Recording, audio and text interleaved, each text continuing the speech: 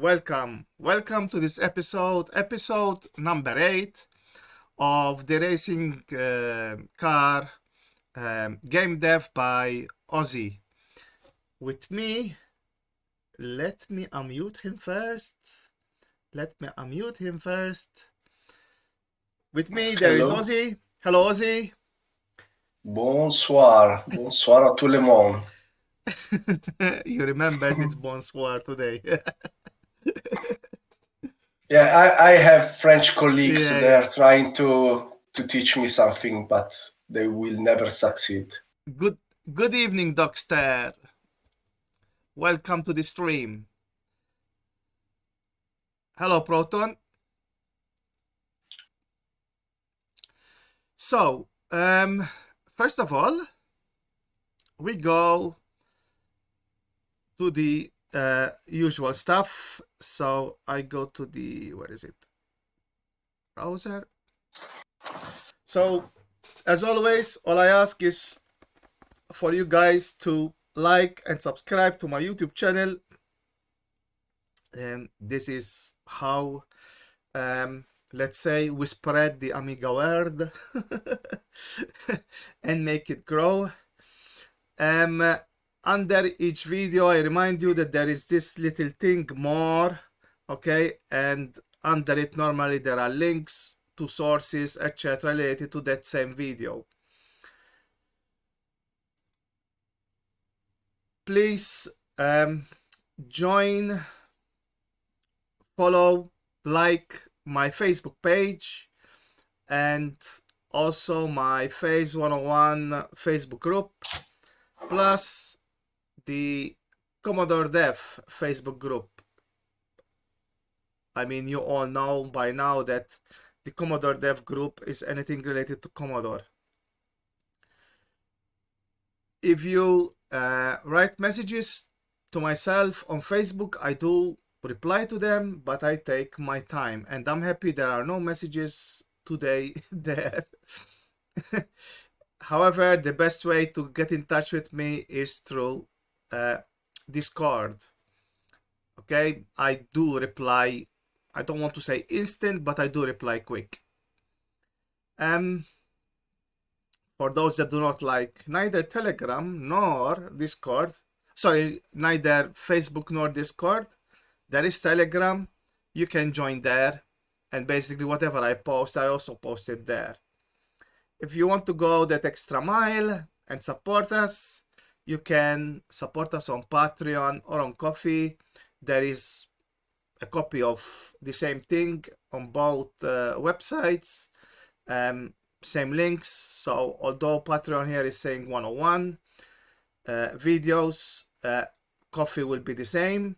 It doesn't say it, but it will be the same. However, in reality, there is 105 because there are 4 that I need to make available.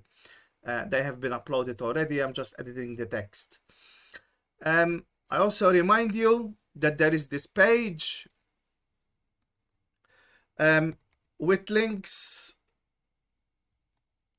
for you guys to help you get to understand better the 68000 or the Amiga. It is not all the links in the world, far from it, but what I consider links for beginners that they need.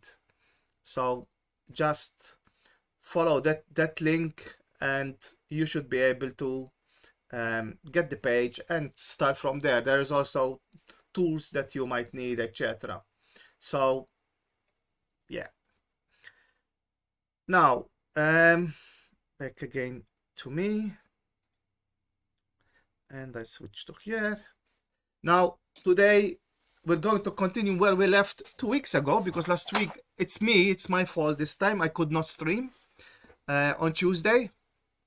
Last week I didn't stream this series because I couldn't.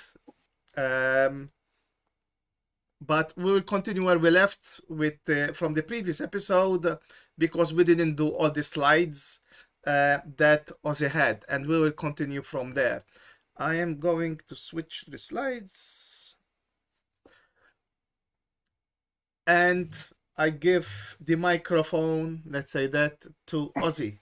So All yours, Ozzy. You can start from where we left.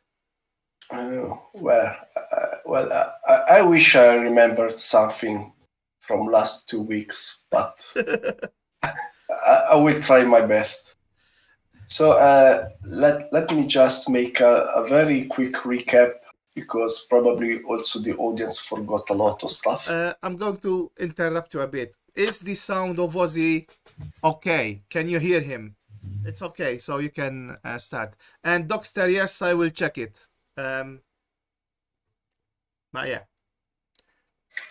Okay, so let me do just a small recap of my problem, and then we will continue and I will explain how I solved it, or at least how I think I solved it. So I had this strange problem, and it was happening only on real hardware. If you remember, I have some real Amigas here, and I tested my game on 3 of them, and 2 of them were failing. The cards didn't move at all, and I didn't know why. The problem was not present on FSUIE, and was not present also on my stock A600, but it was there on accelerated machine, specifically my A600 with a Vampire accelerator, and the other is a 500 plus with an ACA 500 plus, I think it's the name. So, of course, in order to understand where's the problem and how to fix it, first thing I need to reproduce it and debug it. But since FSUIE, I usually use the FSUIE debugger, and it makes no point using FSUIE to debug up this problem because, as I already told you, no problem whatsoever on emulated Amigas. So, to cut it short, the problem was on the configuration of pot-gore register. So, in other words, the pot-gore register was telling my game that the break button, which is button number 2, usually it's the button which is connected to pin 9 of the DB9 connector, was pressed, constantly pressed. This means that my car was trying to accelerate, but at the same time, the brake function kicks in. So the sum of the force for accelerating and braking, the result force was 0. This means that the position was added by 0 each frame, so the car didn't move at all. And now I'm just going to explain how I discovered this bug. And of course, the problem is, I think it's something that has to do with the operating system, I think, because it happened only if I temporarily re-enable the OS in order to load data from disk and then shut it down again. And this process is what I described last week, and it was mainly code taken from the book, so it's nothing special, even if it's quite complex because you have to set up DMA, save all DMA, save all the interrupts, and then re-enable it, and then call forbid, on blitters, or clear cache, all this stuff. But it works fine. But there is this strange problem that occurred to me, which in real Amigas, the pot go or pot imp register, I think it was changed by the OS during the time that the OS was turned on. So this is just my theory. But since I fixed rewriting pot go after I closed the OS again, so I think it's solved now. So how did I discover that Go was the responsible for this. I used this little device that you can see in this picture. So I will repeat again. On the left, there is an Action Replay MK3. And this is a device that was sold in the 90s, and it was meant to be connected to the left connector of your A500, and it's called a Zorro connector, a Zorro socket, I think. And what it allows to do, it sends an interrupt, level 7 interrupt to the CPU, and the CPU just freezes and it takes over the whole system. And then a little program is loaded into memory, and it can allow you to inspect the memory, what's inside the memory, can do a lot of stuff. It's a device that was usually used by crackers, I think also by, I don't know, to rip mods or music, or to get some graphics from memory, for example, to write trainers to get infinite lives or infinite time. So all this kind of stuff. It's mainly for hackers. And on the right, there is, this is my accelerator card, which is, I don't want to advertise anything here, but this is what I'm currently using for debugging on real hardware. And this is this accelerator by individual computers. And again, this is an accelerator, gives you hard drive, gives you RAM, a lot of stuff. And one feature is the action replay. So it's like that the action replay that you see on the left of the screen is embedded inside this individual computer card. And so inside this card, there is a little button you can see on the left corner, the bottom corner, I think. There is this button. It's a tactile button.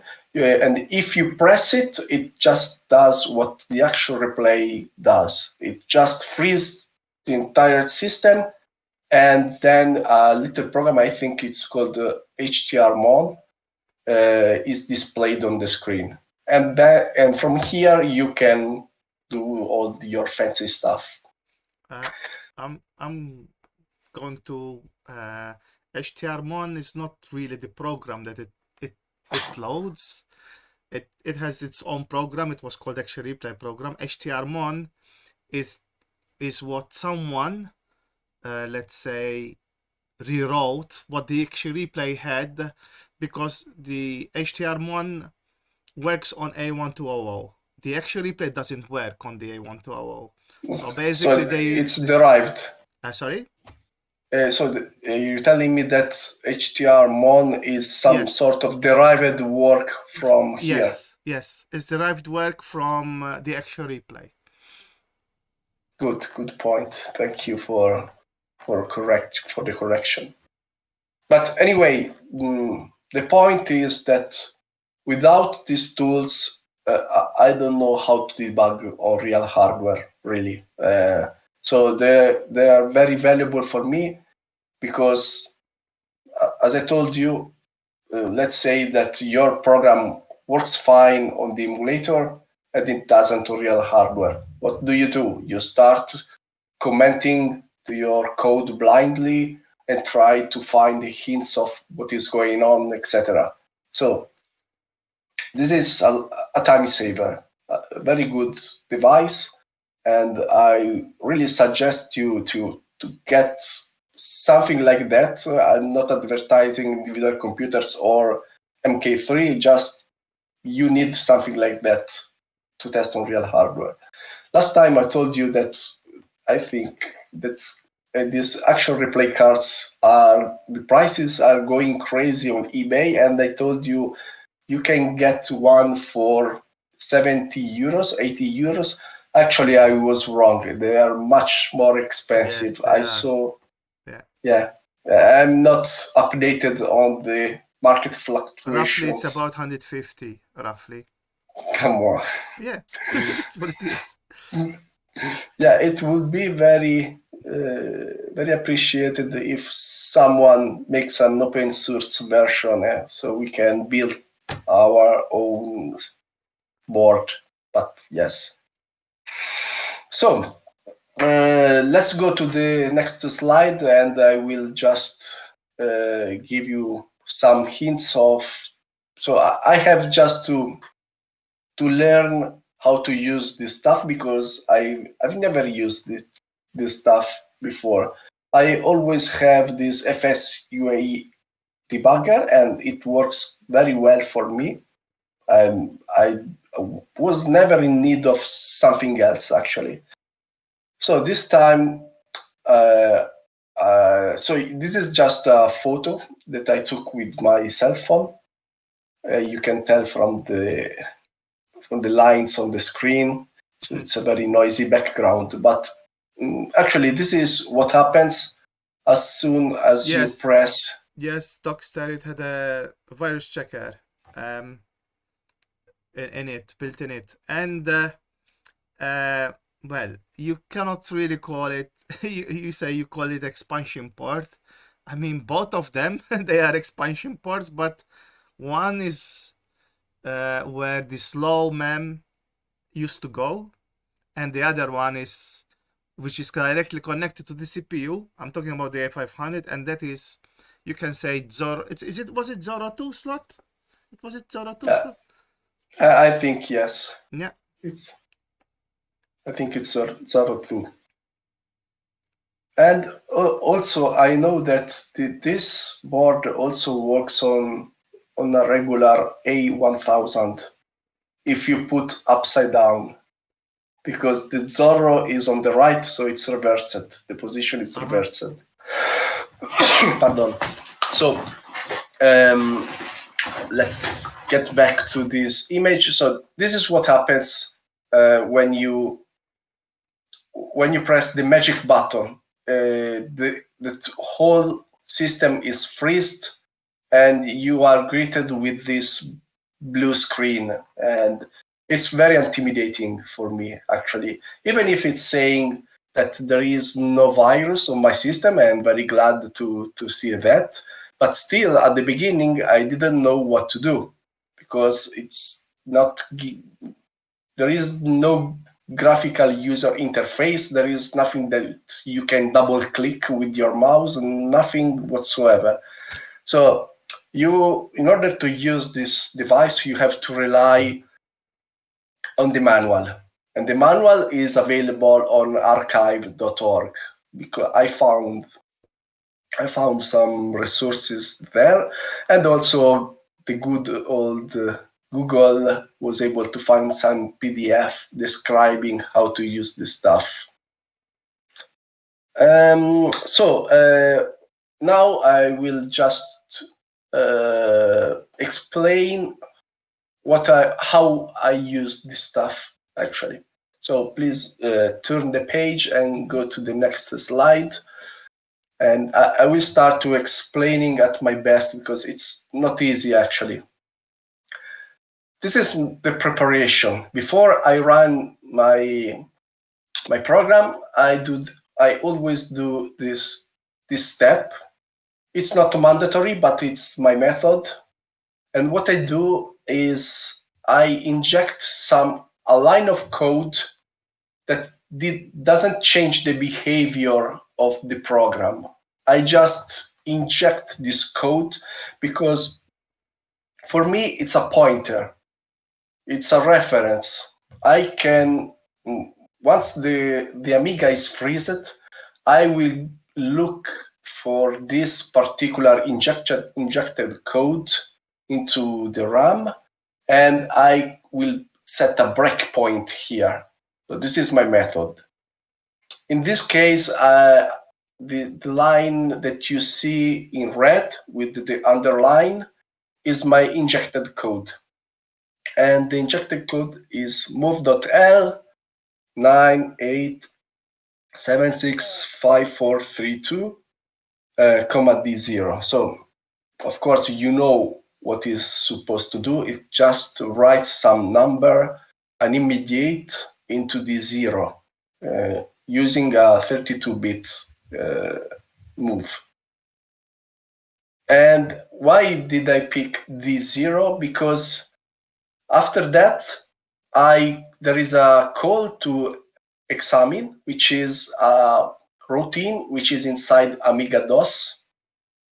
And I know, reading the manual, the kernel manual, that examine will overwrite D0 and it will return some pointers, some address into the D0 register. It means that in this case, it's free to use D0 because the next instruction will overwrite the contents anyway. So I don't see any downside using this register here.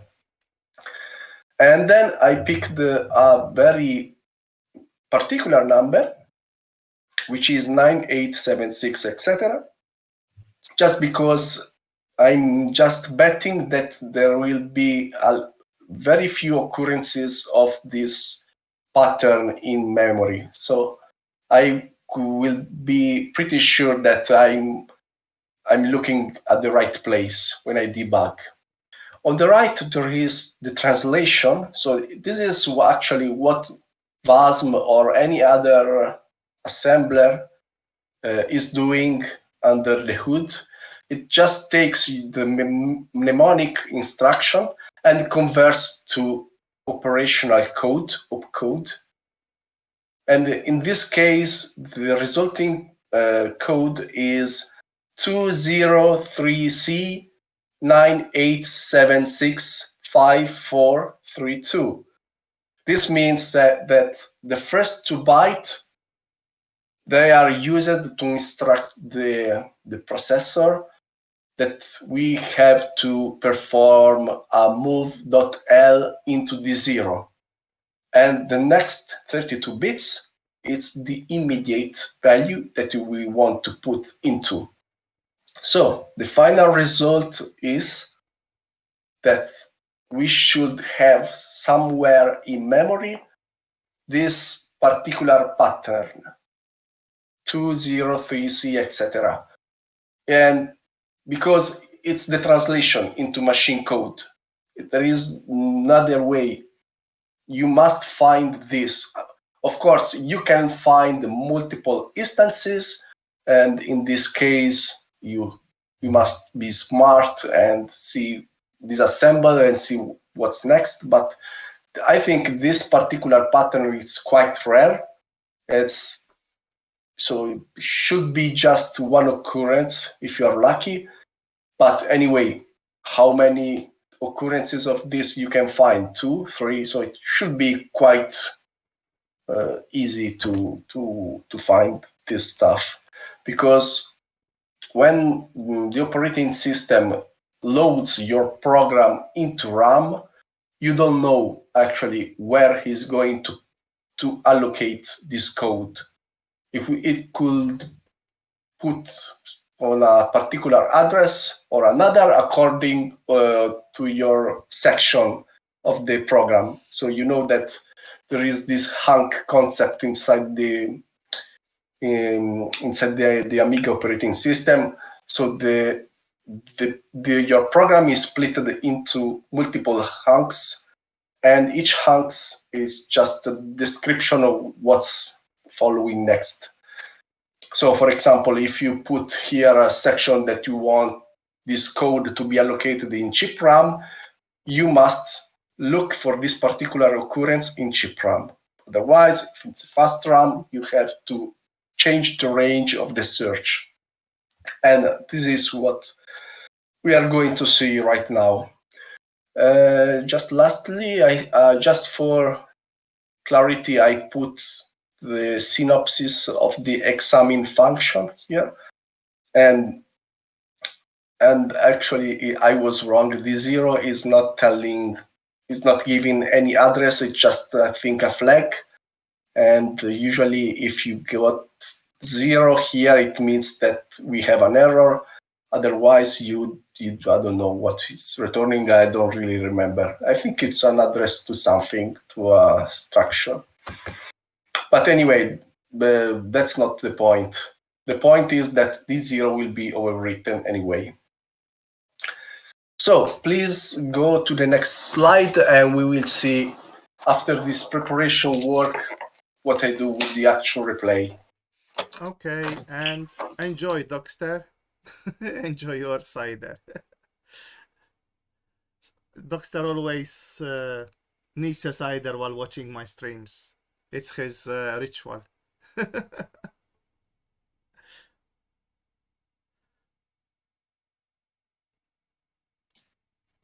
Okay. Okay. This is another photo, of course, took with my cell phone. And this is what I do to search my occurrence in memory. So you press the button, the magic button. You have this blue screen, and you type, for example, here I type F, which means find, and then you have to follow this very specific pattern. And you must be very accurate here, because, for example, if you type all the bytes without the spaces to tokenized string, the actual replay won't find anything. So you have really to follow strictly the manual here.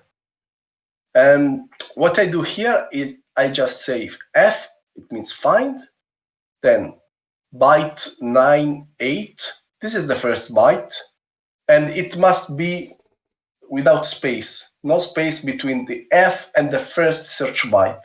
And I don't know why is that. It's very strange to me, but this is how it works. Then you have a space, 76. You have another space, 32. And this is the immediate value that we put before in our preparation work. Then we have a comma. And here I put this number, which is 20000 space 9FFFF, etc. This is the range when you want to search your occurrence. Since on this section of the program, I know that I just stated section, comma, code. In this case, the OS, you are letting the OS to pick the best location he thinks it will be. And since my Amiga is in a configuration with fast RAM, I know that the OS will load this piece of code inside the fast RAM. And fast RAM, according to the Amiga memory map, is more or less this range. It's allocated on this range. So you press enter, and the actual replay will start searching all occurrences of 9, 8, 7, 6, etc. in your fast RAM. Of course, if you have a different section inside your program, you have to change the range of the search. For example, if you use chip RAM, you have to search, I think, up to 7FFFFF. I think this is the range. But anyway, if you Google Amiga memory map, there is a very clear picture and a table that gives you each space what is meant for. Pardon. So after you press return, the actual replay just starts searching your code, your occurrence, and you have to wait a while because it's not so fast, I would say. I usually spend 20 seconds, 30 seconds, more or less, to scan all this range. And then you will get these two numbers, which are 44F2C8 and 73CFF8. So this means that we have two occurrences. And I know for sure that I'm looking for the second occurrence, because I know that the range 44 is reserved for the card. And I read them, I think, in some manual. So it seems that after that you press the magic button. Can I ask you on which version of the Amiga? Which was it, A500, A500 Plus? Which version was this? My Amiga is 500 plus. Okay. But it's not really a 500, because when you insert the accelerator board, it allows you to do a lot of stuff, like to change the frequency of the CPU. So the CPU is still a 68,000, but you can change it. So there is another board that you can stack into your existing board, and this board has another processor. You could put, for example, a 020, for example, if you want. Additionally, you have fast RAM here, and so the stock Amiga 500 Plus has no fast RAM. This board gives you fast RAM. Additionally, the stock Amiga 500 Plus has kickstart, I think it's 2.04. Yes. And here I'm using the kickstart 3.1, because it has this feature that allows you to remap the kickstart. So I'm not really using the kickstart inside the Amiga. I'm using another version which is mapped into fast RAM. Of course, you can at a startup you can say, please use the default setting and use the onboard ROM. Sorry, my Bluetooth here is giving me some problems. Okay. So this is why I'm saying that it's a 500, but it's really not. In this configuration, it's let's say almost a 1200 with no AGA. So I was saying that I read somewhere that when you press the magic button, this program that I'm using to debug is loaded probably. Also, at least the MK3 is using some part of RAM. It's writing some contents into the 4.4 area. So it means that there is a copy probably of my instruction there. And it means that the CPU is not really into 4.4 range. The right occurrence is the second, is the 63CFF8 by exclusion, I would say, because I'm ignoring all the occurrences in the area which is reserved for the card. So in this example, if you type M and then you type 63CFF8 minus 2. So the 63CFF8 is the occurrence that we found before with the search function, the find function, sorry. And I'm decrementing the value by 2. And this is because I was looking just for the immediate value. But if you remember, there is the operational code for move.l into the 0, and this is a word. So this is why I'm going -2, because I want to see the whole instruction here. And if you look, with my pen, I just circled the move.l, and then there is a red underline which stands for the immediate. So this is the region of memory where the OS decided to load my program. And now I have the instruction, which is 63CFF6. And I can do another test just to be sure that I am on the right position. I use the word D. The word D stands for disassemble. If you give this instruction an address, it will start disassembling from this memory area. And if you look here, you see move.l, and then there is a jump to subroutine, and the -66 probably is the offset for the examine function. And then there is a test D0 and a branch. So this exactly match my code that we saw on the preparation. So I'm pretty sure that I am on the right track here. Next, I use this BS instruction, which is circled in red again. And this will insert a breakpoint in memory.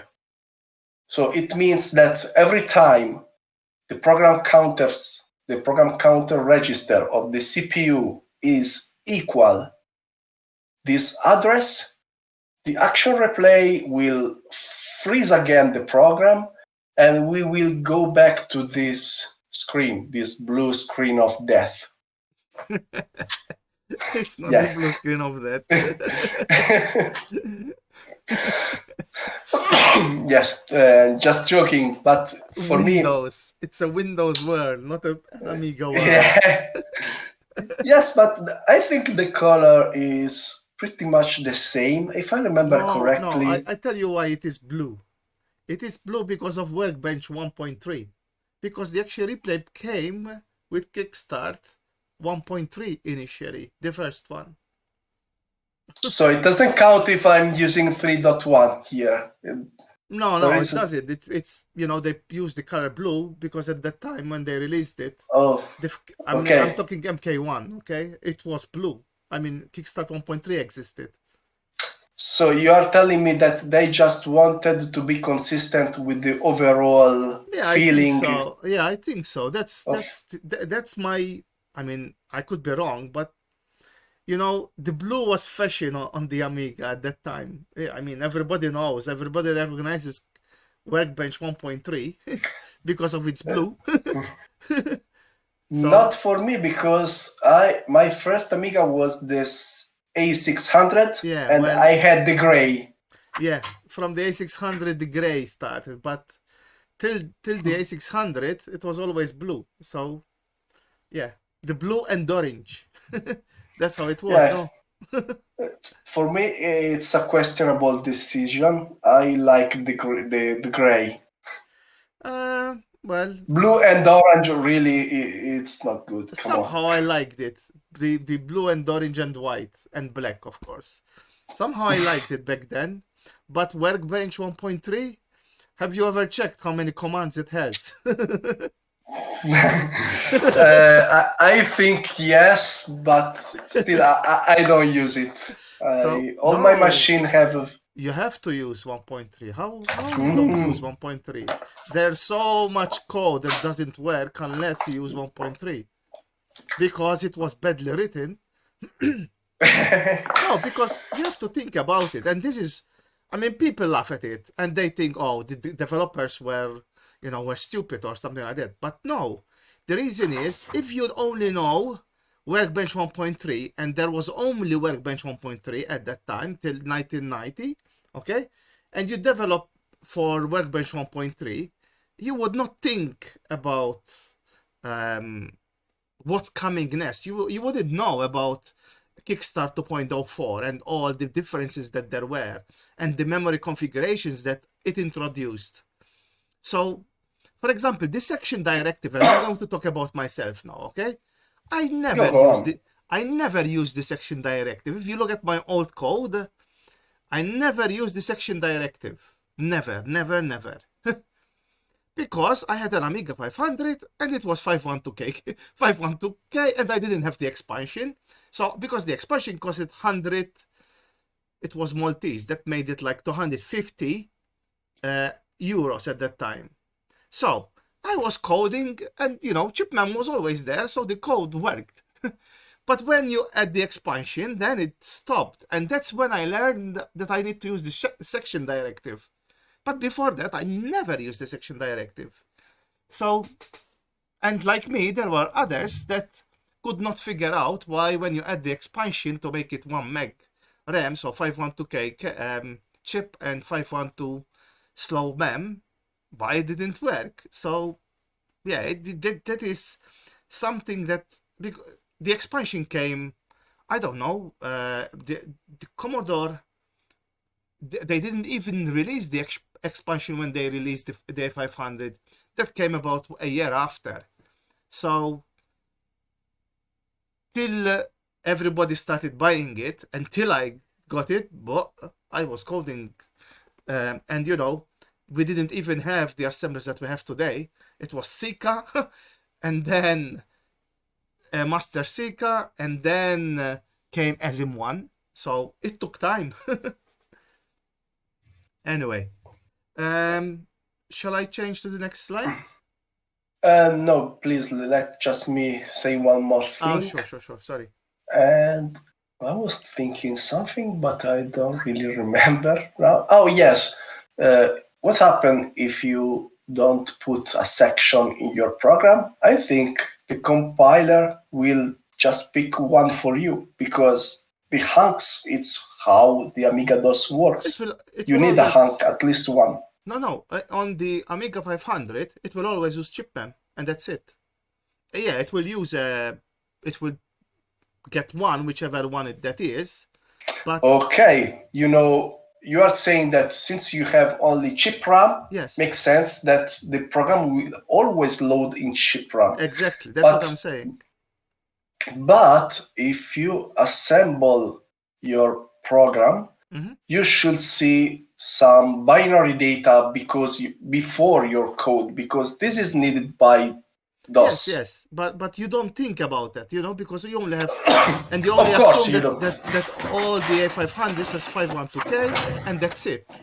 If you get the A500 in 1987, okay, when it was released, and the expansion was available a year after, in 1988. I mean, till then, all your code assumed, to work with the 512K chipmem only. So, but you didn't care. It works, and that's it. Then you put the expansion, and boom, your chipmem is all of a sudden screwed in a way, because the compiler, the assembler, not compiler, will decide a block, let's say that, which probably it will be fast mem, and sometimes it works, sometimes it didn't. So you can be lucky to work in fast in chipmem because it selected a chipmem block, and you can be lucky that unlucky because it selected a fast mem block or slow mem block. So that's how it was. It's something I can show to you. I mean, I have so much code like that doesn't work because it doesn't have the section directive. There are some old demos on Poet, for example, that are just assuming that you only have chip RAM. Yes, exactly. And usually what happens is that if the code is located in fast and they are using for custom chips, you have unexpected results. Yes, exactly. Luckily, there is a no fastman program inside Workbench that partially solves this problem. Yeah, At that's least why. it mitigates. Yeah, that's why they released that program, because of all the code that was written, that everybody was, you know, just wrote code and it worked, because nobody imagined or thought about fastmem and the expansion that Commodore was going to release. So yeah, it's all like that. Exactly. But anyway, if you can, maybe you can feel better if I say this. When I started reading the book, I think it was 4 years ago. Yeah. And for the first time, I read something about section, because they are mentioned on the book. So they don't go into very deep. They don't analyze fully how this work. They just say, just remember that the Amiga has this concept of hunks. Yeah. And so I remember the first time I read this sentence 3 or 4 times, because I didn't understand why the programmer should take care of this. Because on modern OSs, the programmer is not supposed to do this stuff and just declare where the program is going to be relocated. Yeah, it's to differentiate between chip and fastmem. I mean, if you programmed on the 8086, that's even worse. But on the Amiga, it's just to differentiate on what. So if you come from the C64, let's say, background, you would know this. Okay, because the C64 has the block where the VIC chip, the block of memory that the VIC chip sees. Okay, and you can tell it which block it sees. And the Amiga has the same thing with chipmem and fastmem or slow mem. So that's how I can relate to it in a way, or that's how I related to it back then. But yeah, nowadays you don't do that anymore, because luckily the chips see everything now. Just want to mention my point of view, because I come from another point of view. I didn't program on the C64. I jumped from Java to assembler. So that's different. Yeah, for me, all this stuff that I always took for granted with modern technologies, it was very hard to me to get with my mind into this stuff. Yeah. And it was a very big barrier for my mind at the beginning, and still is. And also I want to mention that there are a lot of different hunks in the Amiga DOS, really a lot. Yeah. So it's not an easy chapter here. So. Yeah, the section directive is something that initially it can confuse you if you're not used to differentiate between types of memory, let's say that. Absolutely agree.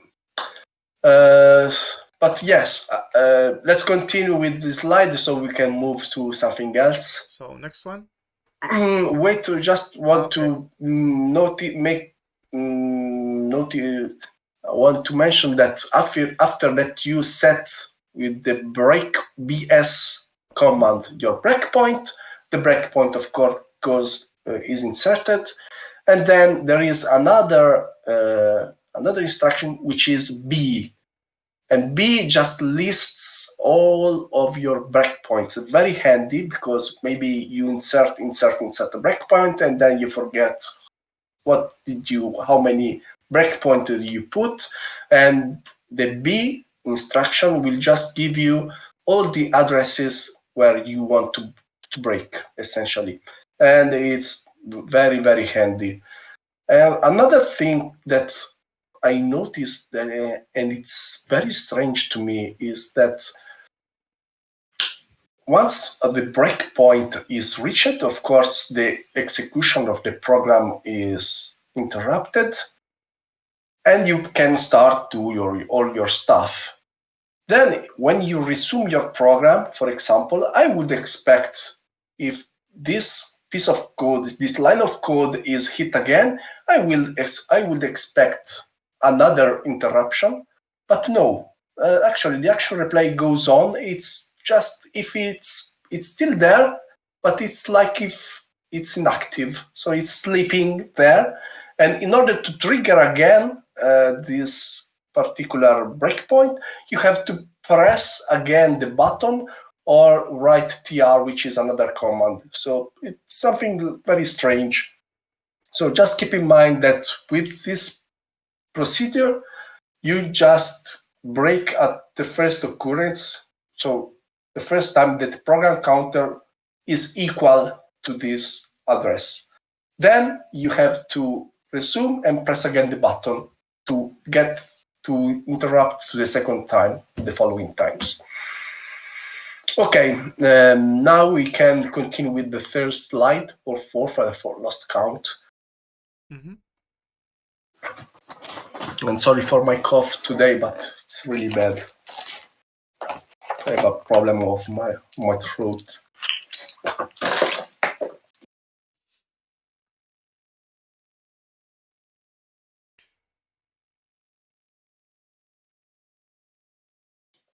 So this is something that you can do after that you reach your breakpoint. And this is not something new. Every debugger has these features / capabilities. And one of them is the R, and R will allow you to inspect the CPU register. And so they are the first line, it's just reporting the contents of the data registers. And the second line is the address register. Then we have the PC, USB, SR, and so on. So the status register, you can check for your nice branches, the condition codes. So there is TR, which is another very useful command, which allows you to step through each instruction. So each time you press TR and then you press enter, this blue screen goes away. You have your game on the screen, and then after the execution of one instruction, the blue screen of death comes again. And you can repeat typing R, and you can inspect your memory, your data register, your address register, and so on. So you can just tr return, and you are executing your program step by step. If you want, there is the possibility to specify how many instructions you want to execute. You just put a number on the right of tr. For example, you can say tr space 10, and tr will execute the next 10 instructions. And then the blue screen will be resumed. This is at least my experience, and it works well. There is a tip that I discovered by accident, and it's the key F4. If you press this, it will repeat your last command. So instead of typing on your keyboard tr each time, you can just press F4, and you will just go through all your program. And I think it's very convenient here. Okay, I think we are done here. Please go to the next slide. Mm-hmm.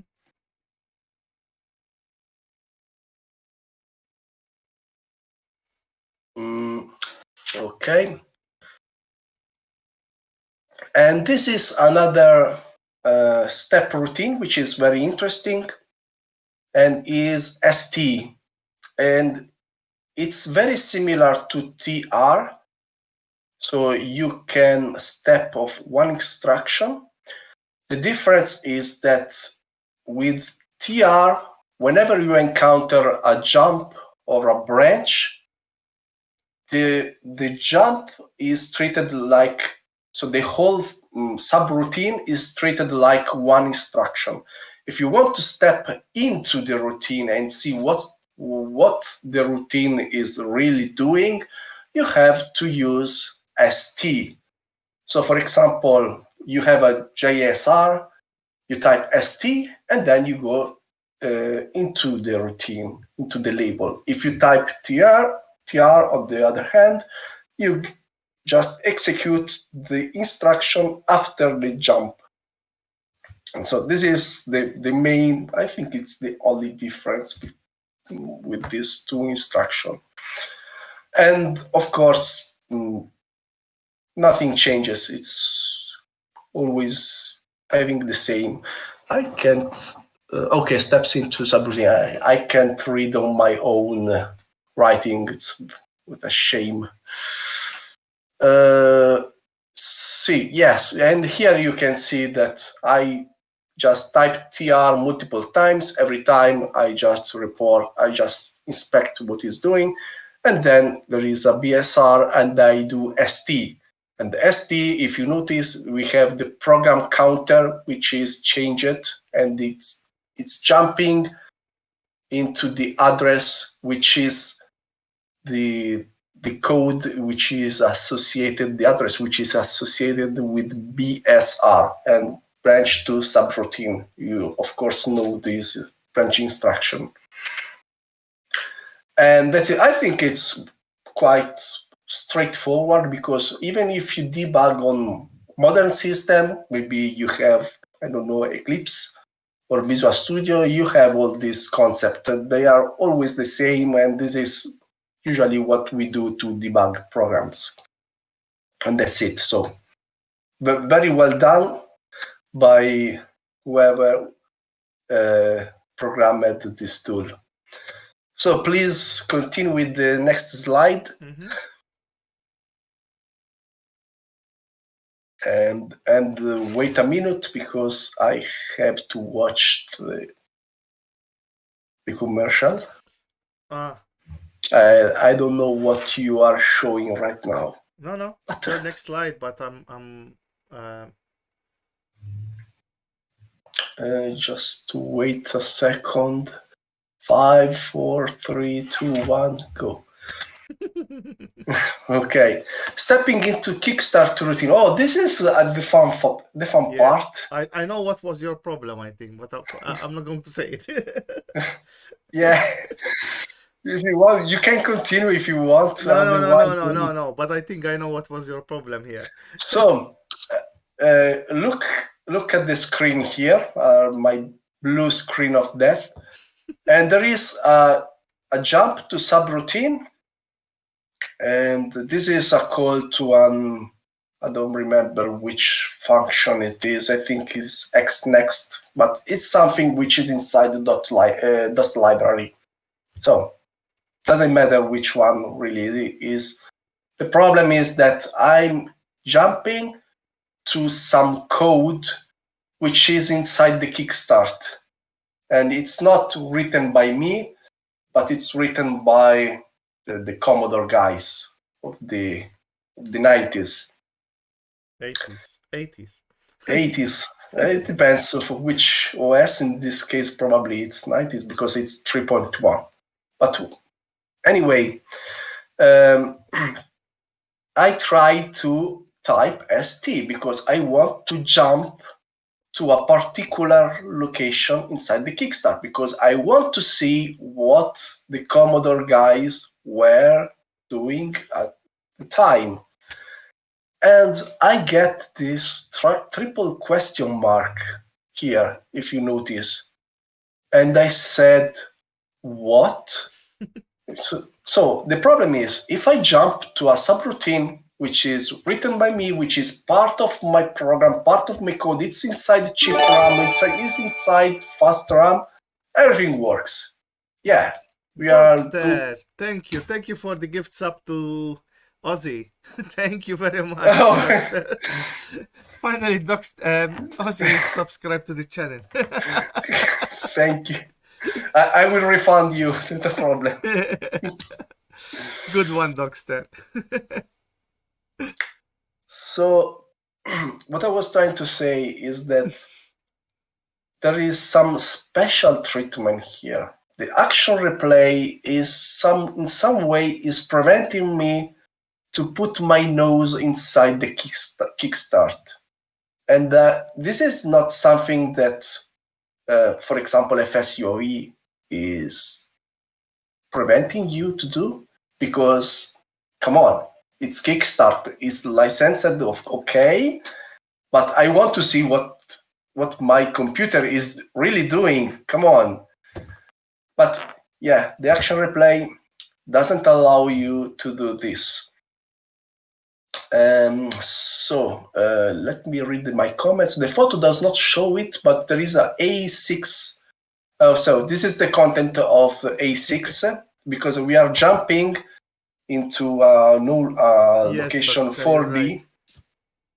which is DOS base. So I'm jumping to somewhere inside the DOS.library of the Kickstart here.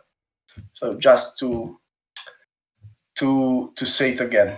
So go to the next slide and we have the solution, I think.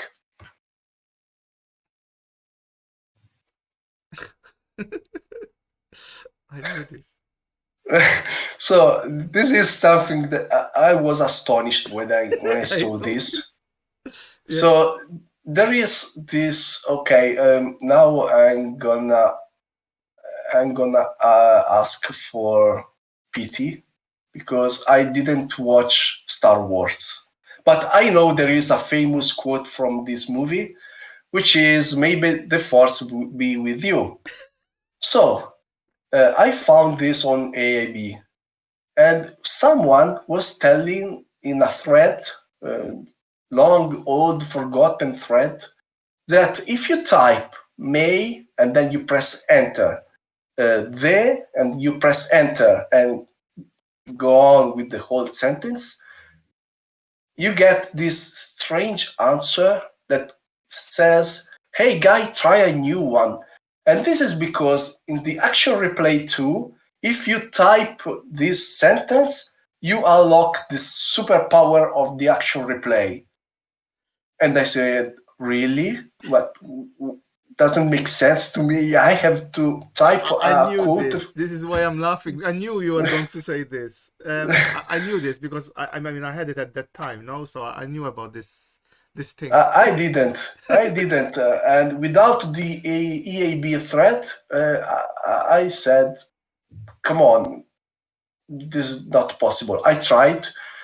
And it seems that this sentence is different from each revision of the Action Replay. So if you have Action Replay 1, there is another sentence. Don't remember which one. If you have the Action Replay 2, you have to type "May the Force be with you." Yeah, that's what I have, so that's why I knew. If you have Action Replay 3, and this is my case because actually my ACA card has 2 and 3. You can pick the version you want. I picked the third. If you had the third, you had all to add the word "new" at the end. And if you type "new" after the famous quote, there is this message I don't understand. And again, the Force is with you. Destruct now all evil forces like copy protection, limited lives, and etc. But I just want to debug my program, actually. I don't want to be evil. But that's how it works. Again, still, I don't understand why the original authors of this tool prevented me to look into the Kickstart routines. But this is actually what is happening. And then you get this 3D. At the beginning, I was typing, may the force be with you, all, let's say, in one sentence, just with one return at the end of the sentence, and nothing. Then I started to type may and then press enter, and I got these 3 question marks. So a normal person like me says, okay, I get question marks, this is a wrong instruction, so I'm doing something wrong. Actually not. It's, you have to continue even if you get this error, and when you do all the sentence, you have unlocked the superpowers. So yeah, this is just some fun story I just wanted to share. And if you go to the next slide, you will see the superpowers. It is known, but of course, not by me. Because I didn't think about it, but I guess only people like myself that had it back in the days and used it would know this. I had MK2. I mean, I showed it last time. I didn't know that on the MK3 you have to add the word new. So you told me something else. But yeah, I knew this was the case. Yeah. And finally, we can, thanks to this, we can unlock, I think, a lot of stuff. Yeah, the Kickstarter. And this is the proof. So now that I have superpowers, I can type ST, and you notice that we are jumping. At first, we are jumping into address 4D68FE. And then this is how the Kickstart works. This is just a reference.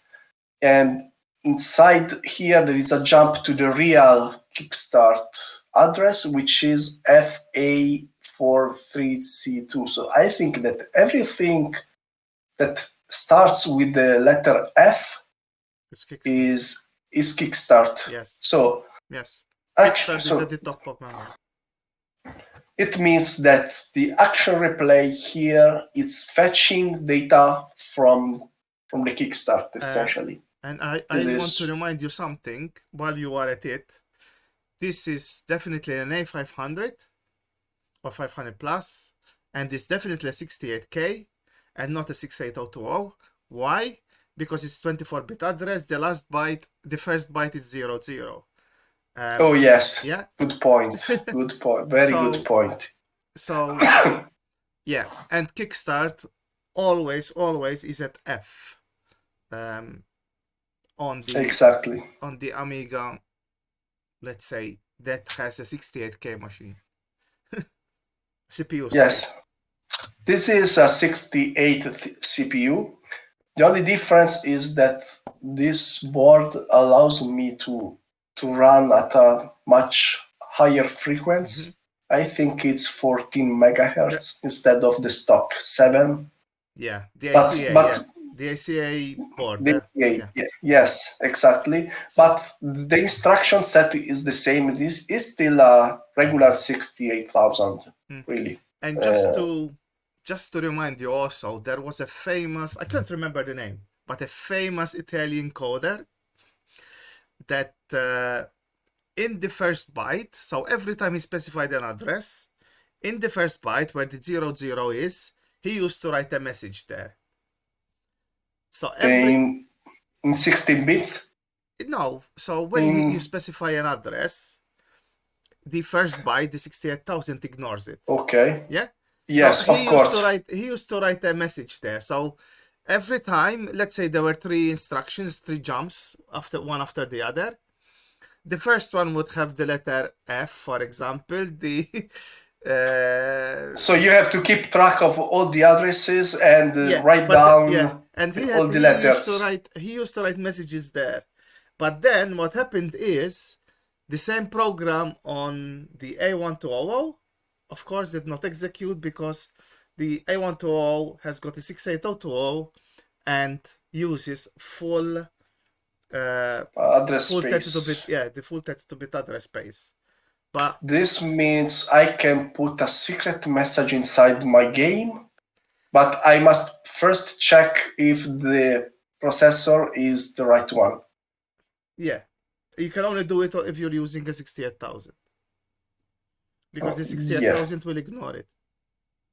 Now you must also tell the name of this I guy. can't remember. I really cannot remember the name, but he's well known for this type of thing that he was doing, but then of course none of his code worked above the 68,000. Is he still active on the scene? I doubt it. I do not know. I know But there you know was for this guy. sure that he's Italian. Yes, definitely Italian, and actually Remgen mentions it. Fabio mentions him also. In the book? Yeah. Hello, Hoffman. How are you? Welcome to the stream. So yeah. Fabio mentions this coder that was writing in the in the first byte of the address. Let's say that, or the high byte of an address when you use 68,000. Yes, but what's the point? You can, if you want to inject some secret message, you just have to say dc.b and then you type your message, and it's not referenced anywhere. But this you needed to decode it, no? You needed to decode the addresses, and then you'll get the message. But yeah. Yeah, at least you have to keep in mind that every time there is an address, the most significant bit will hold some satanic message. Yeah, but yeah, it's he's famous. He's famous for doing this type of code. Yeah, I will research this. I will read again the book because probably I missed this. I think, if I remember correctly, it's in chapter 8. Okay. Yeah, I think it's chapter 8 of the book. He mentions. I don't know if he mentions the name, but he mentions that there is this guy that wrote secret messages in the address first byte of the address because the 68,000 skipped it. I think now we must track him down and invite him here to. Yeah, right. I have no. We want a lesson on how to write secret messages inside our programs. But it's clever. Come on, it's clever, but there are some problems with the incompatibility problems with some higher specs Amigas. So Hoffman, it's also the 68,000. No, it's 24-bit. No, so you can write a message. You can use the first byte, like here what we have on the screen. Okay, we have the jump, and the 68,000. The first where the zeros are, they are always 0, and it will ignore that byte. But there was someone that was writing a message. If you have lots of jumps like this, for example, he was writing a message there. The 68,000 would ignore those bytes, and yes, but and then you have to decode it to see what he's saying. What he's saying is not wrong, because the Agnus into the Amiga is like I would say the router of the memory. Yes, but it's related to the what I mean. It is related to the CPU. That's what I meant. It's. I mean, even if you have another computer, if you have another 68,000 machine, not the Amiga, you can do it basically. That's what I'm saying, because this byte where I'm pointing with the mouse, I don't know if you can see the mouse on the screen. Can you see? I can't actually. Yeah, now you can, I guess. Yeah. No, I don't see any. Oh yes, now yes. I was late. Here you can write some values there, no? And the 68,000 will ignore it. And this guy was doing that. I can't remember the name. Honestly, I can't remember the name. But in the book of Fabio Jucci, he's mentioned, and So you can look it up in chapter 8 somewhere there. Yes, definitely agree. But if you look at the Amiga memory map, actually, after the kickstart on the high part of memory, there is absolutely nothing. So I wonder if you put something on the first byte, what can happen? I don't know. Yes, Hoffman, that was till till you have a 68,000 CPU. Exactly. So whether it's A500 or A600, yeah, you can do that. The guy is famous, and I tell you why he got famous, because then all his programs didn't work on the A1200. So yeah, that's the issue. Okay. So just let me finish Sure. so we can conclude this brief talk about actual replay. So here I type ST and I jump into the kickstart thanks to the Star Trek sentence. And then you can also, this is another feature that if you don't type the Star Trek quote, you are not allowed to do, Yes. is to disassemble directly what's inside the kickstart. So here we are looking, probably, I'm not sure about that. I think it's the xnext Thanks for the raid. function inside DOS.library. Oh, non-compiler. Thank you for the raid, non-compiler. Welcome to the stream. We are talking about how Ozzy found, let's say, a bug on real Amiga, because on the emulator he didn't have this bug, but on real Amiga he had this bug. And basically, the only way he could, let's say, find this bug is by attaching the actual replay and debugging his code on the real hardware. So yeah, he's explaining what he had to go through to find the bug, and also the, let's say, the cheat mode that there is on the actual replay right now to activate and to be able to debug also the kickstart of the Amiga. I had MK2, so I knew this, but I didn't know, me myself, because I never had MK3. I didn't know the extra part that you have to do on the MK3. So yeah, but anyway, we I apologize for the Star Trek Star Wars confusion because I yeah, messed well, it up. whatever, Star Wars it is. Yes, thanks, Dockster, for pointing out. Yes, I'm really upset about this thing that I found. But anyway, so you can disassemble the real kickstart, and if you are curious and just want to know how the kickstart works, you can see the full code. It doesn't make much sense to me because when you disassemble, actually there are no comments, no whatsoever, no help whatsoever. So you are on your own. You have to figure out what is happening, just reading a bunch of no sense instruction in sequence. So this is what happens. But at least it's something fun if you want to do and if you are curious. So let's go to the next slide. Mm-hmm.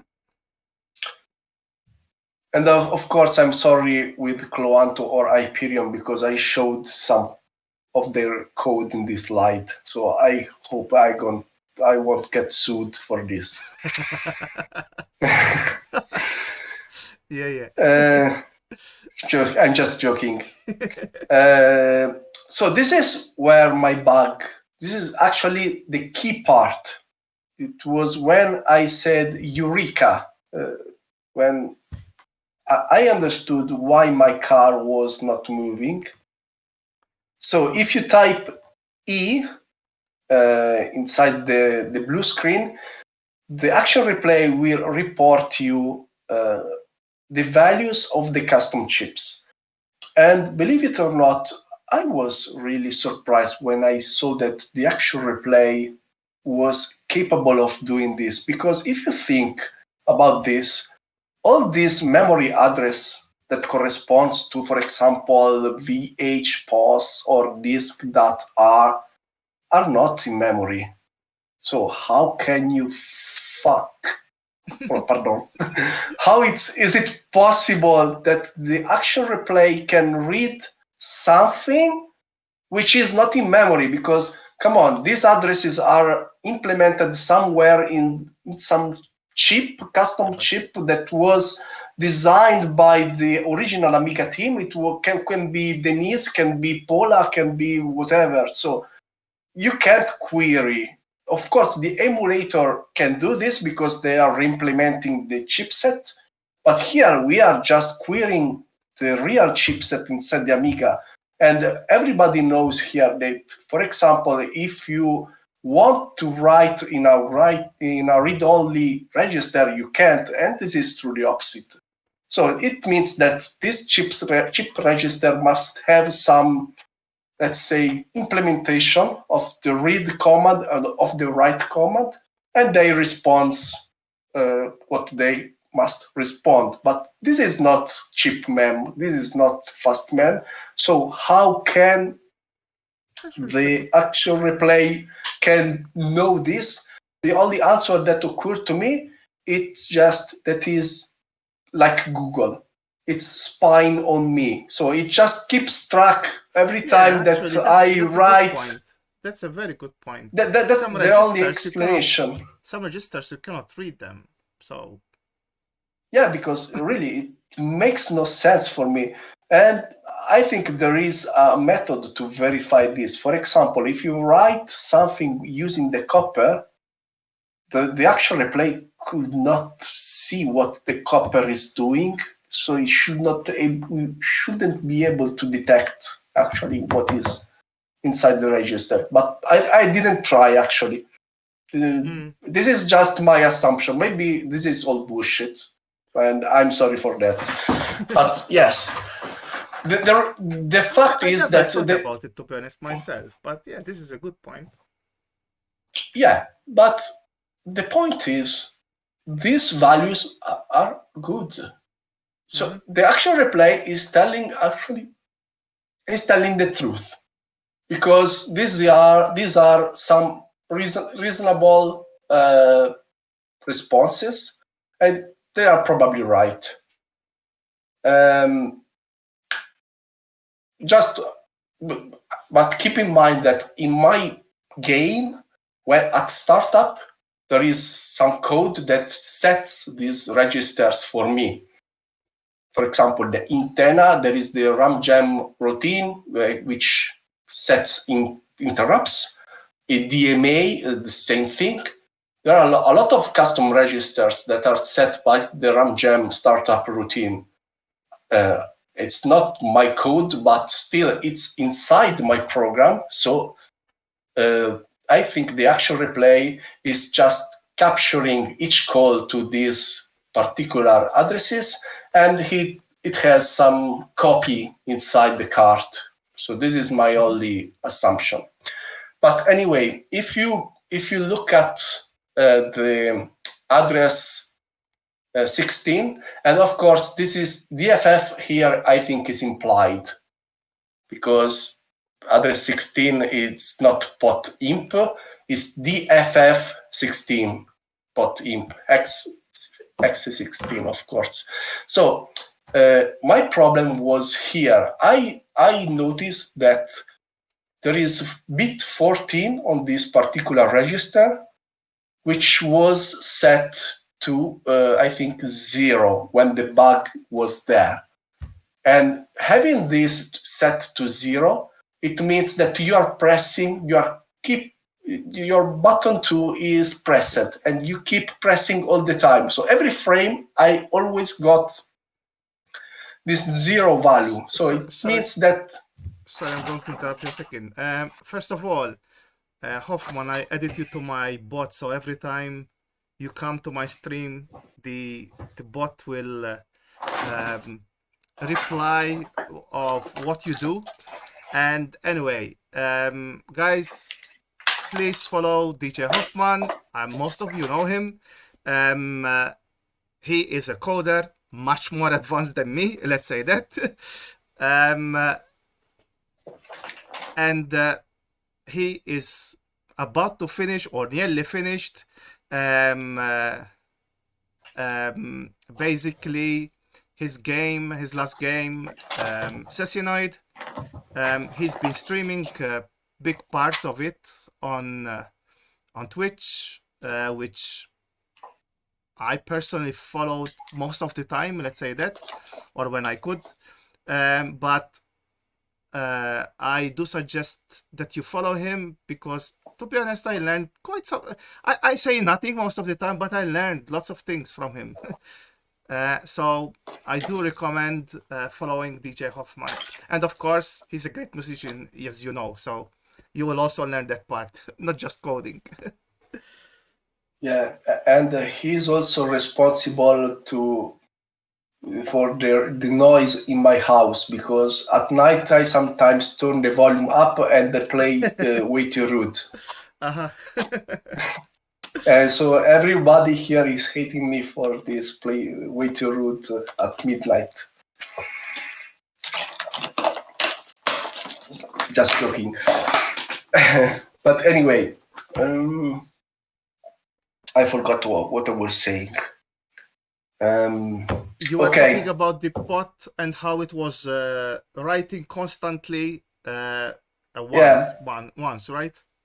Yeah, thanks God there is this E command, and I noticed that this bit 14 was set to 0. So this started my investigation, and my conclusion was that if I enable, even if for a fraction of a second, the OS again, there is something inside my OS that is changing pot imp or pot go. I don't know how to call it because it's double name register. So this is just my assumption. As I already said, I solved this bug just resetting pot imp, and then the twin register pot imp R was giving me the right value. So the readings of the second button were right again. My assumption is also that maybe the emulator is not emulating the RC circuit because there is a capacitor here, and maybe you have to simulate the discharge of the capacitor in order to, I don't know, in order to get the read of the second button again correctly. But anyway, I just, the conclusion is that without this tool, I wouldn't be here. Probably I will stay debugging every night and trying to find some hints of what's going on, because when your program behaves incorrectly and you don't know what to do, the first thing that I start to do is blindly comment the code until you have something simpler you can watch on this. So I created the multiple branches of the game, and each branch had something less than the other in order to get some simpler game with less instruction. And observing the changes, I could tell maybe the problem is in this file or in the other file, or there is a corruption here. So this time I was saved really by this screen. This screen for me was like God, really. Yeah, once I you think find the bug, you realize that, yeah, all that hard work, and then it was just this simple thing. It's like, yeah. Yeah, because of course the first thing that I remember was, okay, I'm reading from a file from the file system, and I'm storing the result somewhere in RAM. So my assumption is maybe I'm going out of bounds. I'm rewriting too much stuff on RAM, and maybe I'm overwriting some code which is crucial for the acceleration routine, for example. This was my first assumption, but really, it was very hard. So I think we have one more picture, and then we are done, I think. Okay, this is just, I think, the best copper debugger that I saw on my whole life. Because FSUAE has something very similar. Even FSUAE can read and do some interpretation of your copper list. But for me, this is actually what I was looking for. So on the left, you have the memory address. Then you have the translation on the language of the M68. So move, for example, here I'm setting the sprites, for example. I'm resetting the sprites. It just says I move the value 0 at address DFF120. Then you have this little comment which tells you the name of the register, because of course I don't have good memory. I just remember DMA, DMA conr, and the main registers, but really I don't know all the addresses. I always use Google in order to remember. And then you have the copper list in dc.l form.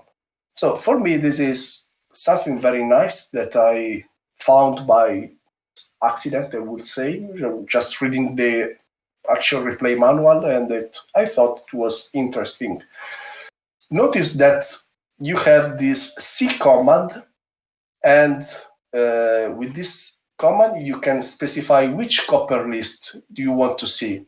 Because if you remember, the Amiga supports up to 2 different copper lists, and you can switch the copper list, creating some effect loops or whatsoever.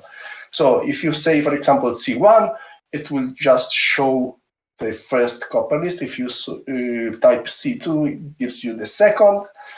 And this is very convenient for me, because I usually with FSUAE, I first inspect the copper pointers. I just copy the address which is inside cop LC high and low, and then I just disassemble this part with the O instruction. And for me, this is much better. This is something that I wish I could have on FSUAE, something, a screen exactly like that. It would be very, very nice. Because for me, the copper program is one of the hardest part to understand. The sequence of the skip, move, and wait for me is still unknown. So I know what they are doing, but it's not so simple to write a program bug-free in this language. So having this, it's a great fun and good help for me. And I think we are done. I don't have much more to say, actually. So let's what's up?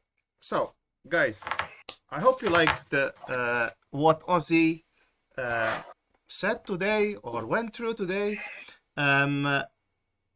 This was the second part of let's say this series. Well, second part, it's episode 8, but second part of slides number 7, to be honest. Because there were many slides for this one. So yeah, we will continue next Tuesday, right? Or the one after. So guys, thank you very much for the stream. And yeah, I'll see you probably Friday this week for my last stream from here, and then next week we will continue with the series, the 68,000, programming the 68,000 with Dockster. And remember, Dockster is not me. Uh, anyway, guys, have a lovely week and see you Friday or next week. Bye bye. Ciao. Ciao, ciao.